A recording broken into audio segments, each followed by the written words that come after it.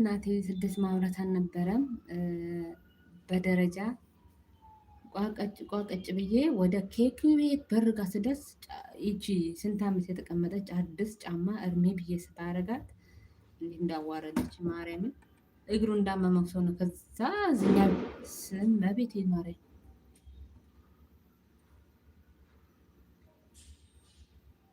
ሰከፍ ሰከፍ ሰከፍ እያለው ከእንደገና ሰባተኛ ፎቅ አልወጣሁም፣ ስድስተኛ ፎቅ አልወጣሁም። እርር ብዬ ፏ እንደ እርሜ ብዬ እቺ ቋቋ ጫማ አድርጌ ቢወርድ እንደዚህ ጉዴ አድርገኝ እንዴ ብዬ መጥቼ በቃ እኔ እግሬ የለመደው ሸራ ነው። በቃ አልፈለገም ሌላ ጫማ ለምን ታደርጊያለሽ ብሎ ነው መሰለኝ እግሬ ብዬ ከእንደገና በሽፎን ላይ ሸራዬ ግድግዳ አድርጌ እናቴ የሚመቸኝም ሸራ ጫማ ነው። በነገራችን ላይ ለመሄድ የሚመቸኝ ሸራ ጫማ ነው። ሌላ ጫማ ሳደርግ ምቾት አይሰጠኝም። እና የዛን ቀን ቀላል ተዋረድኩኝ። እንደ እርሜ ብዬ ቋቋ ጫማ ባረግ እንደው ከመንገድ ያስመልሰኝ። እና በነገራችን ላይ የትም ቦታ ስትሄዱ ጥንቃቄ አስፈላጊ ነገር